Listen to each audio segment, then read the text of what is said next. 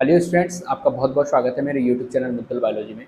देखिए, जैसा कि आपको पता है कि हम बीएससी का कोर्स यहाँ पे लॉन्च कर दिए हैं और जिसके अंदर आपको अपन बीएससी का कंप्लीट कोर्स यहाँ पे कराएंगे। इससे पहले हमने एक वीडियो डाली जिसमें अपन पार्ट फर्स्ट की बात करी थी और उसमें हमने पहला पेपर ही स्टार्ट कर दिया जिसमें आपको डाइवर्सिटी और एवोल्यूशन वाले यूनिट हमने स्टार्ट कर दिए। ठीक है, तो आज अपन बीएससी पार्ट सेकंड की बात कर रहे हैं और पार्ट सेकंड के अंदर जहाँ पे बीएससी पार्ट सेकंड है उसके पेपर थर्ड को हमने स्टार्ट कर दिया है, जिसके अंदर आपकी इम्यूनोलॉजी वाली यूनिट है, माइक्रोबायोलॉजी वाली यूनिट है और बायोटेक वाली यूनिट है। ठीक है, और पेपर थर्ड में ही ये सारी चीज़ें आती हैं, आप देखिएगा। और इम्यूनोलॉजी वाली यूनिट को अपन स्टार्ट कर रहे हैं।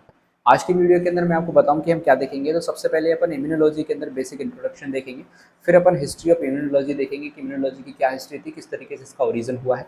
फिर अपन इम्यून रिस्पॉन्स के बारे में बात करेंगे कि जब अपन इम्यून सिस्टम की बात करते हैं तो वहाँ पे एक इम्यून रिस्पॉन्स काम करता है।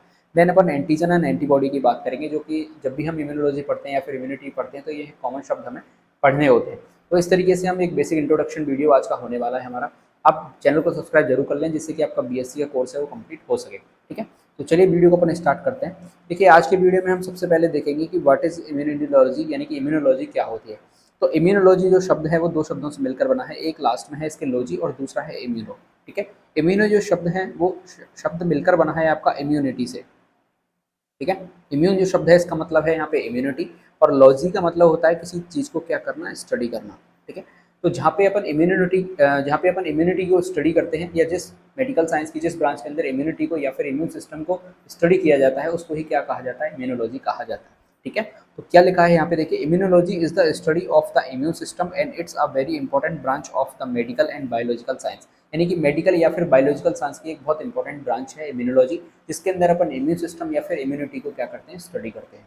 ठीक है, अब अपन थोड़ा सा बात करते हैं इम्यूनिटी की कि इम्यूनिटी क्या होता है। तो जो इम्यूनिटी शब्द है, इम्यूनिटी जो शब्द है एक लैटिन शब्द से बना है जिसका मतलब होता है इम्यूनिस। ठीक है, एक इम्यूनिस लैटिन शब्द है, इस लैटिन शब्द से मिलकर बना है जिसका मतलब होता है फ्री ऑफ बर्डन।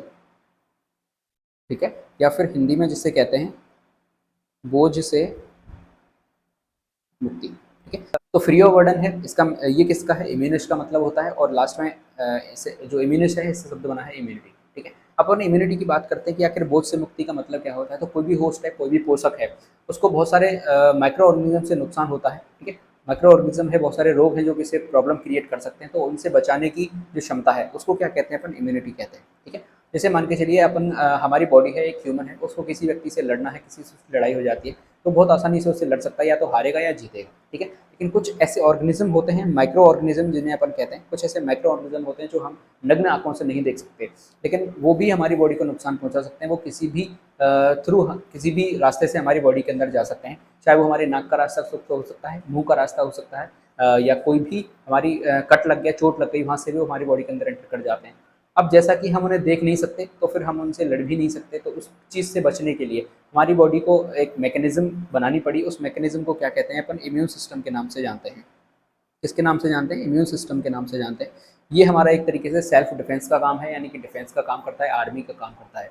जो भी माइक्रो ऑर्गेनिज्म है, पैथोजन से जो कि हमें रोग क्रिएट कर सकते हैं, ठीक है, और हमें बीमार बना सकते हैं, डिजीज कॉज कर सकते हैं, उन सबसे बचने के लिए हमारी बॉडी एक सिस्टम जनरेट करी है जिसे अपन इम्यून सिस्टम कहते हैं। ठीक है, और इम्यून सिस्टम के अंदर जो काम होता है उसे अपन इम्यूनिटी कहते हैं। ठीक है, तो देखिए क्या लिखा है कि the immune system protect us from infection through various lines of defence, यानी कि जितनी भी लाइन्स ऑफ डिफेंस से आके हमारी बॉडी में पैथोजेंस आ सकते हैं, माइक्रो ऑर्गेनिज्म आ सकते हैं, वो हमारी बॉडी को डिस्ट्रॉय कर सकते हैं, खराब कर सकते हैं, डिजीज कॉज कर सकते हैं। ठीक है, उन सबसे प्रोटेक्ट कौन करता है, हमें इम्यून सिस्टम प्रोटेक्ट करता है। ठीक है, यदि हमारा इम्यून सिस्टम वो ठीक प्रकार से काम ना कर पाए तो हमें बहुत सारे इन्फेक्शन हो सकते हैं हमारे, और डिजीज़ हो सकती है हमें, जिसमें आपकी ऑटो इम्यून डिजीज़ भी हो सकती है, इसके अलावा एलर्जी हो सकती है, इसके अलावा कैंसर हो सकती है। तो एक तरीके से यदि मैं आपको सिंपल शब्दों में समझाऊं तो इम्यून सिस्टम का मतलब होता है, या फिर इम्यूनिटी का मतलब होता है कि कोई भी रोगजनक है, पैथोजेंस हैं, माइक्रो ऑर्गेनिजम्स हैं, उनसे हमारी बॉडी की सुरक्षा करना, यानी कि लाइन ऑफ डिफेंस, या फिर एक तरीके से आर्मी हमारी बॉडी के अंदर काम करती है। ठीक है, और इम्यून सिस्टम के अंदर क्या वर्क होता है, इम्यूनिटी का काम होता है प्रतिरक्षा, जिसे अपन हिंदी में कहते हैं। और प्रतिरक्षा की बात या फिर इम्यूनिटी को जिस साइंस की ब्रांच के अंदर, मेडिकल की जिस ब्रांच के अंदर पढ़ा जाता है, उसी ब्रांच को क्या कहा जाता है, इम्यूनोलॉजी कहा जाता है। ये मैंने आसान शब्दों में आपको समरी के रूप में बता दिया। ठीक है, तो अब अपन थोड़ा हिस्ट्री ऑफ इम्यूनोलॉजी की बात कर लेते हैं कि इम्यूनोलॉजी किस तरीके से ओरिजिन हुई, किस तरीके से इम्यूनोलॉजी की खोज हुई थी, कौन कौन से साइंटिस्ट थे जिन्होंने इसके बारे में थोड़ा सा काम किया था इसके ऊपर। ठीक है, ये जो पिक्चर आप देख पा रहे हैं ये पिक्चर है एडवर्ड जेनर की, जिन्हें अपन हिस्ट्री ऑफ जिन्हें फादर ऑफ इम्यूनोलॉजी भी कहते हैं। ठीक है।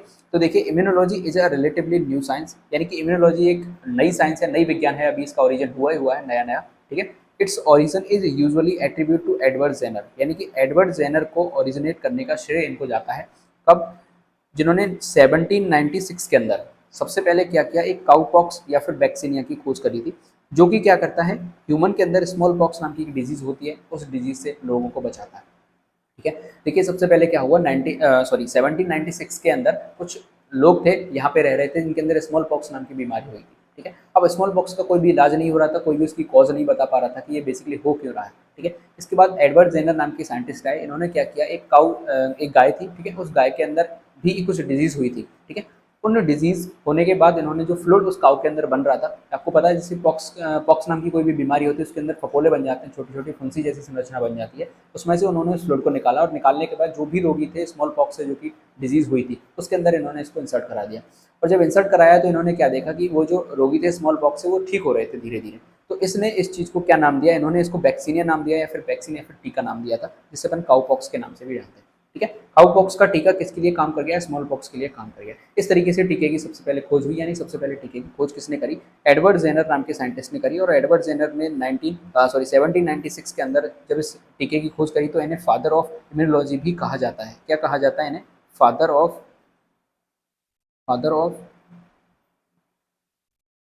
इम्यूनोलॉजी। ठीक है। तो फादर ऑफ इम्यूनोलॉजी किन्हें कहा जाता है, एडवर्ड जेनर को फादर ऑफ इम्यूनोलॉजी कहा जाता है। ये पिक्चर आप यहाँ पे इनका देख पा रहे हैं। ठीक है। आगे बढ़ते हैं तो 19वीं सेंचुरी के अंदर एक दूसरे साइंटिस्ट हुए जिन्हें अपन कहते हैं रॉबर्ट कॉच, जिनका नाम था, जिन्हें अपन माइक्रोबायोलॉजी के अंदर पढ़ते हैं। ठीक है। इन्होंने क्या किया कि डिजीज के बारे में थोड़ी सी रिसर्च करी, और डिजीज के बाद जब इन्होंने रिसर्च करी तो इन्होंने क्या बताया कि infectious disease are caused by microorganisms, each one responsible for a particular disease, यानी कि यदि आपको कोई भी डिजीज हो रही है तो उसके पीछे जरूर कोई ना कोई माइक्रो ऑर्गेनिज्म ही जिम्मेदार है। वो माइक्रो ऑर्गेनिज्म आपका बैक्टीरिया हो सकता है, वायरस हो सकता है, फंगस हो सकता है, प्रोटिस्टा हो सकता है, यानी कि कोई भी डिजीज आपको हो रही है तो माइक्रो ऑर्गेनिज्म ही उसके पीछे जिम्मेदार है।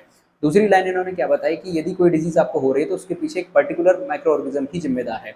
ऐसा नहीं है कि आपको कोई भी डिजीज हुई है उसके पीछे कोई भी माइक्रो ऑर्गेनिज्म हो सकता है, नहीं, यदि आपको कोई डिजीज हुई है तो उसके पीछे एक पर्टिकुलर माइक्रो ऑर्गेनिज्म ही उसका जिम्मेदार है, फिर वो वायरस हो, बैक्टीरिया हो, फंजाई हो, प्रोटिस्टा हो। ये चीज़ उन्होंने बताई थी, रॉबर्ट कॉच ने इसके बारे में सबसे पहले बताया था।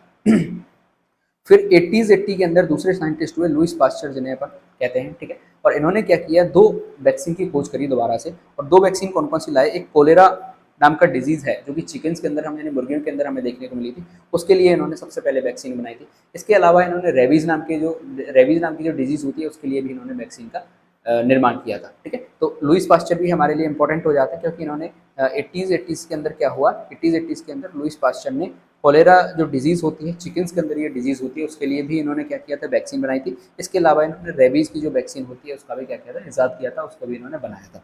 ठीक है। ऐसे ही क्या हुआ, 80s 90s के अंदर दो साइंटिस्ट हुए, एमिल वॉन बेहरिंग और दूसरे थे साइवासोबोरो किटासेटो। ठीक है। ये साइंटिस्ट हुए, इन्होंने क्या डिस्कवर किया, that the serum of vaccinated individual contained substance which they are called antibodies that specifically bound to the relevant pathogens.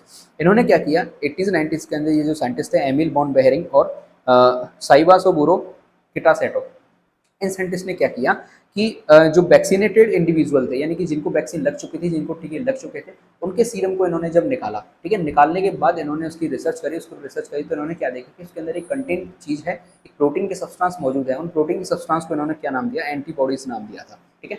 ये एंटीबॉडीज क्या कर रहे थे कि जितने भी पैथोजेंस हमारी बॉडी के अंदर मिल रहे थे, उन पैथोजेंस पे जाके अटैक कर रहे थे और अटैक करके उनको नष्ट कर रहे थे। ये चीज़ किस साइंटिस्ट ने देखी थी, इन दो साइंटिस्ट ने मिलकर देखी थी। तो इस तरीके से इम्यूनोलॉजी का इजाद हुआ। यहाँ पे हमें दो साइंटिस्ट इंपॉर्टेंट हो जाते हैं, एक एडवर्ड जेनर हमें इंपॉर्टेंट देखना है, जिन्होंने 1796 के अंदर पहले टीके की खोज करी थी। उसके बाद 80s के अंदर दूसरे साइंटिस्ट थे लुइस पास्चर, जिन्होंने वैक्सीन की खोज करी, कौन कौन सी, कोलेरा वैक्सीन की खोज करी और दूसरा आपका रेबीज नाम की वैक्सीन की खोज करी। इसके अलावा 80s 90s के अंदर ही क्या हुआ था, एंटीबॉडीज़ के बारे में इन्होंने बताया था। दो साइंटिस्ट थे जिनके नाम आपको नीचे दिख रहे हैं, ये जो दो साइंटिस्ट हैं। ठीक है। तो इस तरीके से हमने हिस्ट्री के बारे में बात कर ली।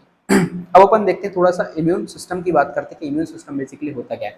तो मैंने आपको बताया कि इम्यूनिटी हमारी बॉडी के अंदर ऑलरेडी होती है, और जो इम्यूनिटी हमारी बॉडी से रिलेटेड है, इसके अंदर एक सिस्टम काम करता है जिससे अपन इम्यून सिस्टम कहते हैं। इस इम्यून सिस्टम के अंदर बहुत सारी सेल्स काम करती हैं, बहुत सारी ग्लैंड्स काम करती हैं, और हमारी पूरी बॉडी के अंदर ही इम्यून सिस्टम है जो कि वर्क करता है। ठीक है। और इम्यून सिस्टम के अंदर कौन कौन से बॉडी पार्ट्स हैं या फिर कौन कौन से ऑर्गन्स इन्वॉल्व होते हैं, तो सबसे पहले टॉन्सिल होती है, उसके बाद एडिनोइड्स होते हैं, थाइमस नाम की जो ग्लैंड है वो भी इसके अंदर इन्वॉल्व होती है, लिम्फ नोड्स होते हैं, लिम्फेटिक वेसल्स होती हैं, बोन मेरो होती है। इसके अलावा आपका स्प्लीन होते हैं, पियर पेचेस होते हैं, स्मॉल इंटेस्टाइन के अंदर पाई जाती हैं, और जो पियर पेचेस पाए जाते हैं, ठीक है।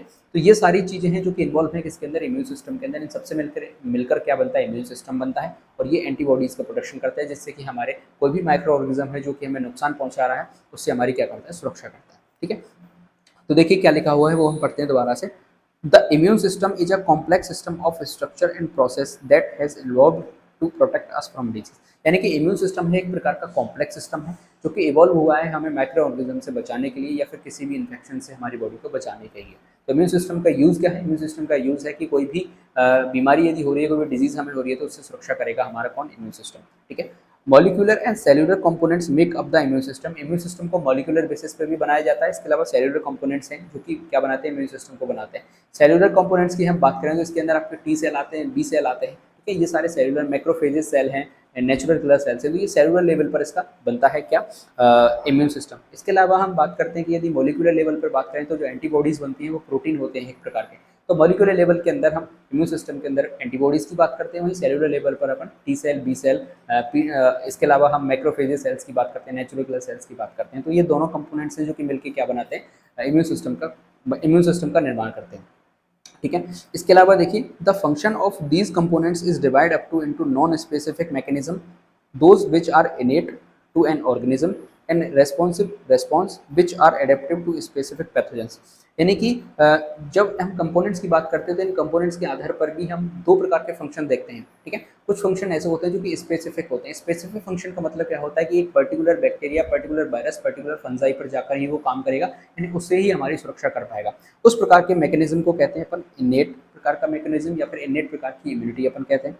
और कुछ मैकेनिज्म ऐसे होते हैं जो कि एक सबको एक ही तरीके से वर्क करते हैं, यानी कि उनका काम किसी चीज़ को मारना होता है और उस पर सेम प्रकार से काम करते हैं, यानी उनके स्पेसिफिसिटी नहीं पाई जाती है उनके अंदर, वो सबको एक तरीके से ही काम करते हैं। फिर चाहे वो वायरस आ जाए, बैक्टीरिया आ जाए, फंजाई आ जाए, प्रोटेस्ट आ जाए, उनको मारना ही मारना है उस चीज़ को, ठीक है। इस प्रकार को क्या कहते हैं अपन, एडेप्टिव कहते हैं, जो कि स्पेसिफिक पैथोजेंस के लिए नहीं बना होता है, ठीक है।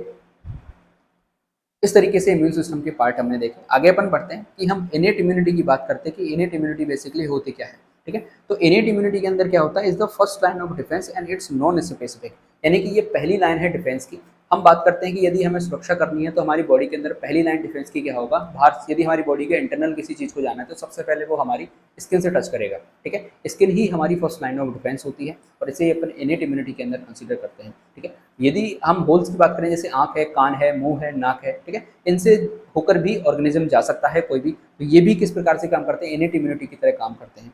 अब इनेट इम्यूनिटी के अंदर कुछ फिजिकल वेरियर्स होते हैं। वो फिजिकल वेरियर्स कौन से हैं, जैसे स्किन हो गई आपकी, सबसे पहले स्किन है, उससे ही टकराता है कोई भी ऑर्गेनिज्म आता है।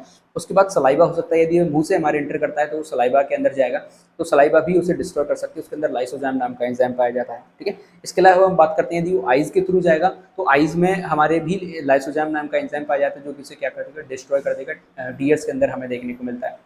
इसके अलावा यदि वो कान से होकर जा रहा है तो वहाँ पे सेरोमेन नाम का एक वैक्स पाई जाती है, ठीक है, जो कि वहाँ से माइक्रो ऑर्गेनिज्म को कैच कर लेता है, यानी कि अंदर उन्हें नहीं जाने देता। तो ये होते हैं फिजिकल वेरिएंट्स जो कि हमारी बॉडी को फर्स्ट लाइन ऑफ डिफेंस की तरह काम करते हैं, ठीक है। आगे हम बात करते हैं कि कुछ सेल्स होती हैं इनेट इम्यूनिटी के अंदर जो कि हमें सुरक्षा देती है, जिसके अंदर आपकी मैक्रोफेजेस सेल्स होती हैं। मैक्रोफेजेस सेल्स का मतलब होता है कि ये स्पेसिफिक नहीं होती, पहली चीज़ तो हमें ये पता होना चाहिए, क्योंकि ये इनेट इम्यूनिटी का हिस्सा है। अब ये स्पेसिफिक नहीं है, सेल स्पेसिफिक नहीं है, इनको कोई मतलब नहीं है कि सामने वायरस है, सामने बैक्टीरिया है, सामने फंजाई है, सामने कोई भी प्रोटिस्टा है, यानी कोई भी माइक्रोऑर्गेनिज्म हो, ये इनका काम हो किसी भी फॉरेन पार्टिकल हमारी बॉडी के अंदर आया तो उसको ये इन्वल्व कर जाएंगे, यानी उसको खा जाएंगे। इनका काम सिर्फ इतना होता है, ठीक है। इसके अलावा न्यूट्रोफिल्स होती हैं, बेसोफिल्स होती हैं, ठीक है, मास्ट सेल होती हैं। ये सारी सेल सेलुलर लेवल पर काम करते हैं और इनको कोई भी स्पेसिफिक चीज़ नहीं दी जाती, यानी कि इनका काम कोई भी फॉरेन पार्टिकल हमारी बॉडी के अंदर आएगा, चाहे वो कोई दवाई की फॉर्म में आ रहा है, चाहे फिर वो कोई माइक्रो ऑर्गेनिज्म फॉर्म में आ रहा है, ये उसको नष्ट ही करके हटेंगे, ठीक है। इनेट इम्यूनिटी का मतलब ये होता है these components are protect an organism for the first few days of infection. लेकिन इनकी एक लिमिटेशंस है, ठीक है। ये कुछ दिन तक ही इन्फेक्शन को रोक सकते हैं, कुछ दिन ही इन्फेक्शन को रोक सकते हैं, लेकिन यदि उसकी संख्या बहुत ज़्यादा बढ़ जाएगी और इनकी संख्या बहुत ज़्यादा कम हो सकती है तो फिर ये वहाँ पे जाकर फेल हो जाते हैं, फिर हमें दूसरी इम्यूनिटी की तरफ ही आगे बढ़ना होता है, ठीक है। अब दूसरी इम्यूनिटी की हम बात करते हैं कि एडेप्टिव इम्यूनिटी की बात करते हैं, जिसमें कि हम स्पेसिफिसिटी की बात करेंगे कि स्पेसिफिक होता है जो एडेप्टिव इम्यूनिटी होती है, is the second line of defense which involve building up memory of encountered infection so can mount an enhanced response specific to the pathogens or foreign substance। यानी कि ये एक सेकंड लाइन ऑफ डिफेंस है। अब यदि किसी ने बाहरी सुरक्षा घेरा को तोड़ दिया है, मान के चलिए जो बाहरी सुरक्षा घेरा जो होता है वहाँ पे सबसे कमजोर आर्मी की जो जवान है वो लगाए जाते हैं। इस तरीके से समझिए, सबसे भारी है सबसे कमजोर वहाँ पे लगाए जाएंगे। कमजोर तो कोई नहीं होता खैर आर्मी के अंदर, लेकिन फिर भी हम एक कंपेयर करते हैं अंदर की तरफ से और बाहर की तरफ कंपेयर करते हैं, तो वहाँ पे एक थोड़े से कमजोर लेवल के जो सैनिक हैं वो लगाए जाते हैं। अब उनसे बच के कोई ऑर्गेनिज्म है वो आ चुका है, माइक्रो ऑर्गेनिज्म हमारी बॉडी के अंदर, तो अब सेकंड लाइन ऑफ डिफेंस की हम बात करेंगे। यहाँ पे सेकंड लाइन ऑफ डिफेंस हमारी बॉडी के अंदर काम करेगा, जिसके अंदर क्या होगा कि स्पेसिफिसिटी हमें देखने को मिलेगी, यानी स्पेसिफिक पैथोजेंस को ही ये मार सकते हैं। दूसरी चीज़ इनके अंदर एक अच्छी चीज़ पाई जाती है जिससे अपन मेमोरी फंक्शन कहते हैं। क्या कहते हैं? जिससे अपन मेमोरी फंक्शन कहते हैं। और मेमोरी फंक्शन का मतलब क्या होता है कि यदि किसी को एक बार इन्होंने मार दिया, उसके बाद ये चीज़ इनकी मेमोरी के अंदर सेव हो जाती है। दोबारा यदि वो ऑर्गेनिज्म या कोई भी फॉरेन पार्टिकल हमारी बॉडी के अंदर आएगा तो उसको फिर ये इतना टाइम नहीं लगाएंगे मारने के लिए, तुरंत पहचान करके तुरंत ही उसको वहीं की वहीं डिस्ट्रॉय कर देंगे। ये चीज़ बहुत अच्छी होती है कि इसके अंदर एडेप्टिव इम्यूनिटी के अंदर, तो ये यहाँ पे दिखाया गया है। और दूसरी चीज़ ये स्पेसिफिक पैथोजेंस के लिए स्पेसिफिक होते हैं। कोई भी फॉरेन पार्टिकल है जैसे वायरस आएगा तो उस पर्टिकुलर वायरस को ही ये लोग मार देंगे, तुरंत खत्म कर देंगे। अगली चीज़ अपन देखते हैं एडेप्टिव इम्यूनिटी इन्वॉल्व एंटीबॉडीज। तो एडेप्टिव इम्यूनिटी के अंदर क्या देखने को मिलता है? हमें एंटीबॉडीज देखने को मिलती है। जब हम एंटीबॉडीज की स्ट्रक्चर देखेंगे, उनके फंक्शंस की बात करेंगे, तो वहाँ पे सबसे पहला फंक्शन का स्पेसिफिसिटी ही आएगा कि इनके अंदर स्पेसिफिसिटी पाई जाती है। पर्टिकुलर पैथोजेंस को सबसे पहले चेक करते हैं, सिग्नल वहाँ से मिलता है, उसके बाद वहाँ पे जाके इसके अटैच हो जाते हैं। ठीक है, which generally target foreign pathogens roaming free in blood stream. ठीक है, यानी ब्लड स्ट्रीम के अंदर कोई भी फॉरेन पार्टिकल आया है उस पर जाकर ये अटैक करते हैं। Also involve are T cells. इसके अलावा एंटीबॉडीज के अलावा टी सेल्स होते हैं which are directly specifically towards pathogen that have colonized cells and can directly kill infected cells or help control the antibody response। अब ऐसे ही एक सेल्स होते हैं दूसरी जिन्हें अपन टी सेल कहते हैं। ये भी क्या करते हैं, इन्हें कोई भी इन्फेक्टेड सेल दिखाई देता है तो जाते ही ये उस सेल को डिस्ट्रॉय कर देते हैं। इन्हें पैथोजन से मतलब नहीं होता, ये बड़े लेवल का खेल खेलते हैं, यानी कि ये जाते ही किसको डिस्ट्रॉय कर देंगे, उस सेल को ही खत्म कर देंगे। यानी सेल खत्म तो इसका मतलब उसके अंदर जो माइक्रोऑर्गेनिज्म है वो भी वहाँ से खत्म हो जाएंगे ऑटोमेटिकली। ठीक है, इसके अलावा ये कंट्रोल करते हैं, हेल्प करते हैं, जो एंटीबॉडी का रिस्पॉन्स होता है उसको भी कंट्रोल करने में ये लोग हेल्प करते हैं। ठीक है, तो ये इस तरीके से हमने इन्यूट इम्यूनिटी और एडेप्टिव इम्यूनिटी के बारे में बात कर ली। इसके बाद हम डिटेल में बात करेंगे कि इम्यूनिटी कितने प्रकार की होती है। यहाँ पे मैं बेसिक से आपको सारी चीज़ें बताता हुआ चल रहा हूँ। अब अपन देखते हैं कि इम्यून रिस्पॉन्स का मतलब क्या होता है, यानी इम्यून रिस्पॉन्स क्या होता है। मान के चलिए कोई भी हमारी बॉडी के अंदर फॉरेन पार्टिकल आ गया। अब फॉरेन पार्टिकल आने के बाद हमारी बॉडी किस तरीके से रिस्पॉन्स करती है, यानी कि हमारी बॉडी में जो हमारा इम्यून सिस्टम है वो किस तरीके से रिस्पॉन्स करता है, उसे अपन क्या कहते हैं, इम्यून रिस्पॉन्स कहते हैं। जैसे मान के चलिए कहीं पे हमें चोट लगती है, ठीक है, तो सबसे पहले क्या होता है, वहाँ पे सूजन आ जाती है, इन्फ्लेमेशन आ जाती है, रेडनेस वहाँ पे हो जाती है। तो ये क्या है, ये एक प्रकार का हमारा इम्यून रिस्पॉन्स ही होता है। ये मैंने बेसिक एग्जाम्पल के थ्रू आपको समझाया है। The immune response is the body ability to stay safe by affording protection against harmful microorganism। यानी कि immune response का मतलब क्या होता है कि कोई भी harmful microorganism है उससे हमारी बॉडी अपने आप को किस तरीके से प्रोटेक्ट करती है, उसे अपन क्या कहते हैं, इम्यून रिस्पॉन्स कहते हैं। This immune response classify as either innate which is non specific and adaptive acquired which is highly specific. यानी कि ये जो इम्यून रिस्पॉन्स होता है ये भी दो तरीके से हम देख सकते हैं। एक होता है इनेट प्रकार का इम्यून रिस्पॉन्स जिसमें अपन नॉन स्पेसिसिटी की बात करते हैं, यानी कि कोई भी फॉरेन पार्टिकल आया तो वहाँ पे सबसे पहले स्वेलिंग आ जाएगी, यानी सबसे पहले इन्फ्लेमेशन आ जाएगी। ये एक नॉन स्पेसिफिक चीज़ होती है।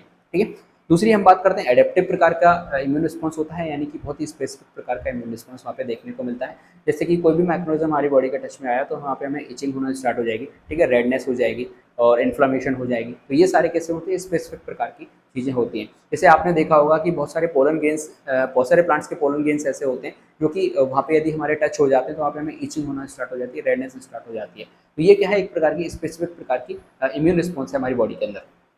ठीक है, the इनेट response often our first line of defence. जो हमारा इनेट रिस्पॉन्स होता है वो फर्स्ट लाइन ऑफ डिफेंस होता है, जिसके अंदर आपका नेचुरल मैकेनिज्म काम करता है, जिसमें आपकी स्किन हो गई, स्किन बैरियर हो गई, सलाइवा हो गया, टीयर्स हो गया, वेरियस साइटोकाइंस हो गए, लाइसोजाइम एंजाइम हो गया, न्यूमरस सेल्स हो गई जिसमें आपकी न्यूट्रोफिल्स हो गई, बेसोफिल्स हो गई, यूसिनोफिल्स हो गई, monocyte, macrophages, natural killer cells हो गई।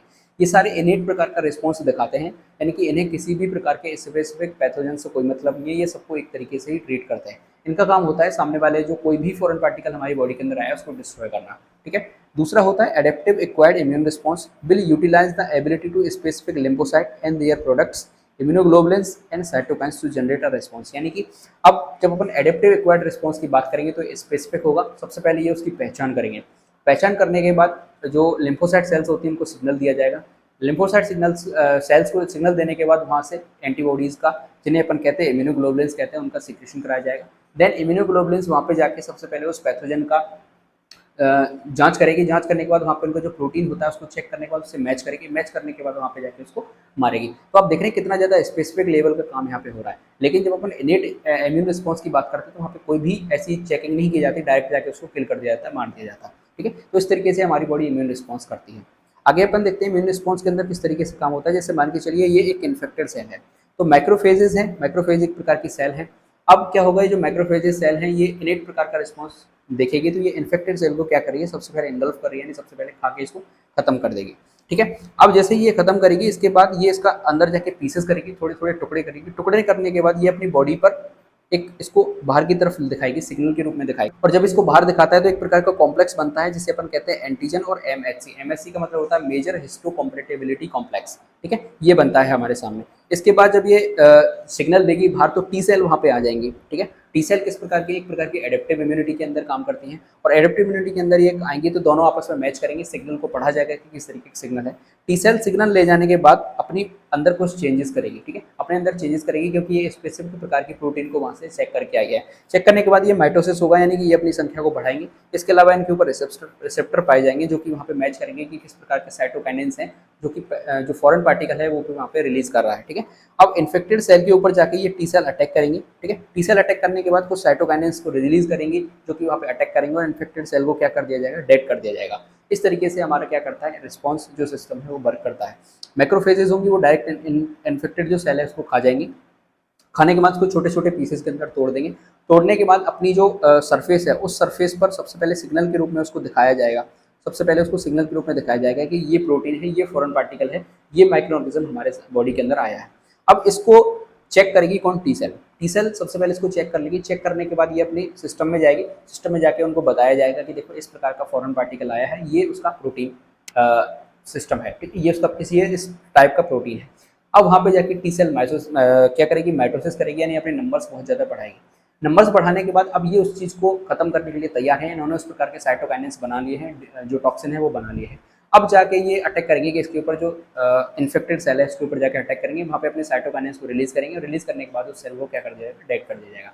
इस तरीके से हमारा जो इम्यून सिस्टम है वो वर्क करता है। ठीक है, आगे देखिए, अब अपन बात करते हैं एंटीजन और एंटीबॉडी की, यानी एंटीजन और एंटीबॉडी क्या होते हैं। ये शब्द हम बहुत बार सुन रहे हैं, इनके बारे में थोड़ी सी अपन बात कर लेते हैं। देखिए, एंटीजन क्या होता है, N antigen is a foreign substance that enter your body. This can include bacteria, virus, fungi, allergen, venom and other various toxins. यानी एंटीजन क्या होता है कि कोई भी हमारी बॉडी का फॉरेन पार्टिकल है, बॉडी से बाहर का कोई भी चीज़ है, वो सारी की सारी हमारे लिए बॉडी के लिए क्या करता है, एंटीजन के रूप में काम करता है। चाहे वो कोई भी माइक्रो ऑर्गेनिज्म हो सकती है, इसके अंदर bacteria, virus, fungi, allergen, venom हो सकता है कोई भी, या फिर कोई भी वायरस, टॉक्सिन्स हो सकते हैं वेरियस। वो सारे के सारे क्या हैं, हमारी बॉडी के लिए एंटीजन के रूप में काम करते हैं। अब अपन एंटीबॉडीज की बात करते हैं, तो एंटीबॉडीज आर प्रोटीन्स। ये हमें सबसे पहले पता होना चाहिए कि एंटीबॉडीज क्या होती है, एक प्रकार की प्रोटीन्स होती हैं that protect you when unwanted substance enter your body, जो कि हमें प्रोटेक्ट करती है जब हमारी बॉडी के अंदर कोई भी अनवांटेड सब्सटेंस यानी कि एंटीजन हमारी बॉडी के अंदर एंटर कर जाता है। Produce by your immune system, हमारे इम्यून सिस्टम के द्वारा ये क्या होती है, प्रोड्यूस होती है। Antibodies bind to these unwanted substance in order to eliminate they from your system. अब कोई भी एंटीजन हमारी बॉडी के अंदर एंटर हुआ मान के चलिए, अब वहाँ पे जाके एंटीबॉडीज बनेंगी, बी सेल एंटीबॉडीज का निर्माण करते हैं। और बी लिम्फोसाइट जब एंटीबॉडीज का निर्माण कर देती है, ये स्पेसिफिक उस एंटीजन पर जाके अटैक करेंगे और उस स्पेसिफिक एंटीजन को जाके क्या कर लेंगे, अपने अंदर अटैच कर लेंगे। ठीक है, और अटैच करने के बाद उसको वहाँ से क्या कर दिया जाएगा, डिस्ट्रॉय कर दिया जाएगा। इस तरीके से ये एंटीबॉडी की आप स्ट्रक्चर देख सकते हैं, जो कि अपन नेक्स्ट वीडियो में बात करेंगे कि एंटीबॉडी की स्ट्रक्चर क्या होती है और कितने प्रकार की एंटीबॉडीज हमें देखने को मिलती हैं। और ये एंटीजन हमें यहाँ पे दिखाई दे रहे हैं जो भिन्न भिन्न प्रकार के होते हैं। ठीक है, एंटीबॉडी के लिए जो दूसरा शब्द है वो इम्यूनोग्लोबुलिन यूज़ किया जाता है, जिसे ये अपन शॉर्ट फॉर्म में क्या लिखते हैं, आईजी। और इससे ही अब जब एंटीबॉडीज़ के प्रकार देखेंगे तो IgA देखते हैं अपन, IgG देखते हैं, IgM देखते हैं, इनके बारे में हम यहाँ पे बात करेंगे। ठीक है, antibodies are produce by B cells. B cells के द्वारा एंटीबॉडीज का प्रोडक्शन किया जाता है, जो कि स्पेशलाइज्ड वाइट ब्लड सेल्स होती हैं। बी सेल्स क्या होते हैं, बी लिम्फोसाइट क्या होती हैं, स्पेशलाइज्ड वाइट ब्लड सेल्स होती हैं, जिनके बारे में हम आगे डिटेल में बात करेंगे।